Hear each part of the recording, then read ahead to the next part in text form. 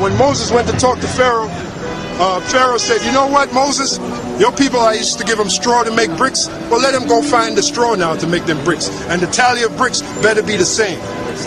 That was hell, man. You know? And what about, you had those great kings of the Assyrian Empire. They were great in wickedness. They put all kind of hell on Israel. Guys like Ashurbanipal and Shalmaneser and Sargon. Those were the Assyrian kings. They put all kinds of hell on Israel. There's a what is it called? A mural of Israelites being led into captivity with their garments cut off, just to make mockery of those brothers. And you can see their rods dangling. That's how long our rods were back then, right? Just to make mockery. All right, go on, brother. For under the whole heaven hath not been done as hath been done upon Jerusalem. So that's the point. That's the point, right? Okay, go back to the scripture here. Okay, this is Lamentations 4, verse 22. The punishment of thine iniquity is accomplished, O daughter of Zion. So remember the scripture I read, brothers. The scripture tells us we caught the most hell out of every nation under heaven. So our punishment is almost up. So we ain't gonna catch hell no more. We're gonna enjoy this kingdom we're about to get, brothers. We're gonna enjoy this kingdom.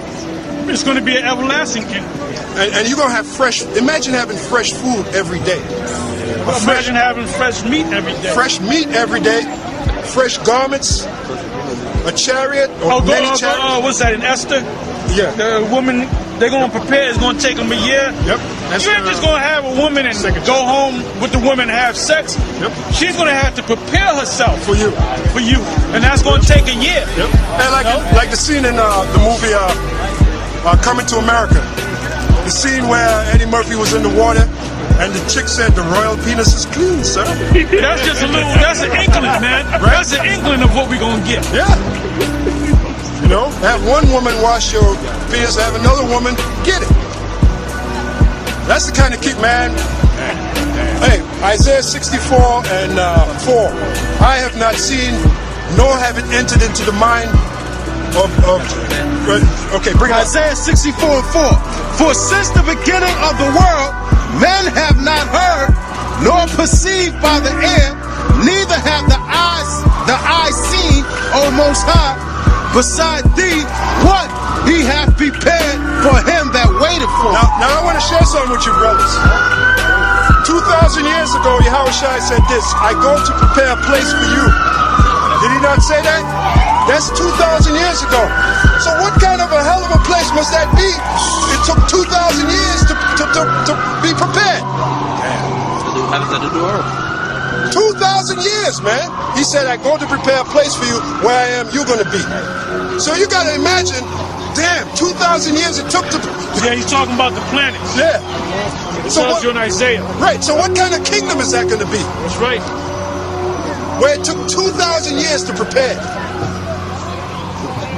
Go on, brother. If you take a month to prepare a place for somebody, if somebody tells you, look, man, I'm going to prepare a place for you, it's going to take me a month, I'm going to build a house for you, whatever, you got to wonder what kind of house that's going to be and what's going to be in that house. We're talking 2,000 years, man. I was meditating on that, I think it was this morning or yesterday. I was meditating on that. Yeah, because Solomon is Yahushua and the reincarnation, which we all should know. That's right. Anyway, when Solomon came on the scene, he built, the Most High chose him to build a temple. And the temple was marvelous, beautiful, gorgeous. Yeah. 7 years, right? Yeah, I was going to ask a question. I'm sorry. That's all right. I got to ask the second, but that's all right. I got away with that one. Now, it took 7 years for the temple to be built, all right? Do you know who the chief builder was? Don't say nothing, brother. Don't even think about it. What's up, brother? You the one scholar, resident. I was gonna say it. I didn't want to shout it out. I didn't want to shout it out. You were gonna say it. Hey, yo, Hiram Abiff. That's Hiram Abiff. That's the guy that the whole Mason thing is based on. Hiram Abiff. Now, this guy was a master mason.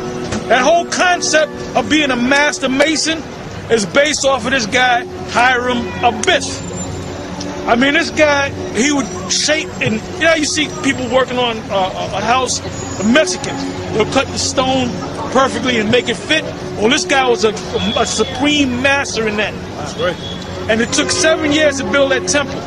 Now Solomon said, okay, now I want my house built. By a show of hands, how many years do you think it took? I know you already know, you look too confident. How many years did it take to build Solomon's own personal house? It's 14 years. 14 years. But that's close enough. So the temple was a majestic temple, right? Now, and it took 7 years. That's a long time to build anything, man. But it took double the time to build his house. And his house, the main material in his house was what material? Gold. He built a house out of gold. In other words, he had gold. Basically, he did. Everything was pretty much gold. But other materials too. But anywhere you went, you saw solid gold every day everywhere, man. Gold hinges on. Oh, when they ate when they ate meals, the forks and the knives were what? Gold. Solid gold. All right. So that's living, man. That's right. And we're supposed to eat like that with silverware. You're really supposed to eat with real silver because silver does wonders for the body. It builds your immune system. Yeah, silver. Yep. So you're supposed to. If you have AIDS and you eat with real silverware, it takes the AIDS out. Now he said earlier, John 14, I go to prepare a place for you, right? 2,000 years. Now that's Solomon that took 14 years to build that majestic house. So if he's taking 2,000 years to build us a place, we're going to be living. Yeah, I mean, we're going to be living. That's right, man. That's right. Another thing, when we go on the ship, we're not going to go on the ship like George Jetson, man. When you jump, you hop in the ship and a little small ass ship. Your ship is going to be as big as a daggone city. That's right, man. And you ain't going to have CDs. You're going to have actual orchestras playing in your ship. They showed you that in Star Wars with this guy, Jabba the Hutt. Oh, yeah. He had motherfuckers playing for him in his ship. Yep. So we're going to be living the same way. Yep. You know? Yeah, you can wear a garment the color of your ship. Like you wear a purple garment, have a purple ship. You can have your garment change up. You have your garment change every up. 15 minutes, just change up. Yeah. You know? Yeah. We're going to do things like that. Yeah. You know? Yeah. You have if you want to live under the water for a month, you live under the water for a month. Then we'll be able to talk to the animals. Tell the fish, how you doing today? I'm doing good. How are you doing? Yeah, man. And we all going to have spiritual power. Yeah. You know? Disappear, mess with your woman. Appear in front of her, disappear. Well, I ain't gonna be doing that. I'm gonna be doing a different magic. Yeah, that's right. I mean, just mess with her. Go on, brother. All right. Back here in Lamentations, this place is through, man. America's finished. Well, you can smell it. It smells like a toilet. It smells like a toilet. Look at all this garbage on the floor. Man. This is a raggedy ass thing, man. It's ready to go, man. It's ready to crumble. It's ready to go. It's corroded. Go on, brother. Lamentations 4:22. This is nothing to fight for. Fucking air is corrupted. Every goddamn day they're putting chemtrails in the air. So this place is gone, man. The hell with this goddamn place, man. The women are all polluted. Go on, brother. Lamentations 4:22. The punishment of thine iniquity is accomplished, O daughter of Zion. He will no more carry thee away into captivity. He will visit thine iniquity, O daughter of Edom. Yeah, daughter of Edom is the so-called white man. And as an added bonus in the kingdom, we're going to have the white man as a slave. That's right. And we're going to be whipping them, man. Kicking them in their ass, doing whatever the hell they wanted. You had a king, his name was Amaziah. He was a Judite. The way he got off was taking Edomites, leading them up to a mountain and pushing them off the mountain and watching them fall and bust into pieces. That's how he got his jollies. All right? We're going to be doing that in the kingdom and more. All right? Yeah, go ahead. It says, he will discover thy sins. Yeah, he will discover thy sins. So the so-called white man, he's finished, man. He's finished.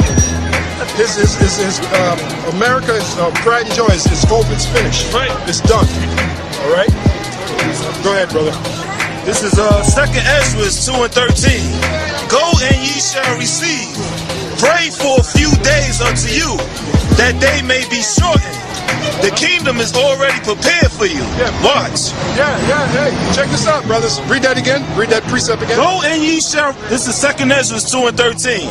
Go and ye shall receive. Pray for a few days unto you, that they may be shortened. Right. The kingdom is already prepared for you. Watch. We're supposed to be praying day and night for this place to go down, man, to be dissolved, man. We're supposed to be praying for Yahweh Shai to come back here and bring that judgment, man. Bring that destruction. Go on, brother. That was it. That's it on that? Oh, I'm sorry. Yeah. Take heaven and earth to witness, for I have broken the evil in pieces. The Most High say I've broken the evil in pieces. All right, America's an evil place, and it's going to be broken in pieces. Somebody else can do it, but he knows it. Okay, all right, go on. Told him to go there. And created the good, for I live, saith the Lord. Yeah, if the Lord lives, then we're going to live. Plain one. All right, go on, brother. All right, this is Haggai, chapter 2, verse 22. That's a good one. And I will overthrow the throne of kingdoms, and I will destroy the strength of the kingdoms of... Let me read that again. And I will overthrow the throne of kingdoms. Yeah, and America's no different. That's right. The Most High is going to overthrow this place. Like Elder Tar said one time, you're going to tell me of all the kingdoms, the Bible got them recorded, all the past great kingdoms. America's a great kingdom, is it not? Sure it is. You're going to tell me America is not recorded in the Bible? Somehow the Lord forgot about America, right? It's recorded in the Bible, but it's known as Babylon the Great. It's going to be overthrown. And it says, and I will destroy the strength of the kingdoms of the heathen. Yeah, this is the kingdom of the heathen. Go on, brother. And I will overthrow the chariots and those that ride in them. Yeah, those chariots, talking about those fighter jets and tanks and all that, they're all going to come against the Lord that day. The Lord said he's going to overthrow them. He's going to destroy them. All right, so you know what? And the horses and their riders shall come down, every one by the sword of his brother. Yeah, all them missiles. Because they're going to actually shoot missiles at the Lord. And the Lord's going to destroy them missiles. Right? Any more on that? That was it. That's it on that? Is that it?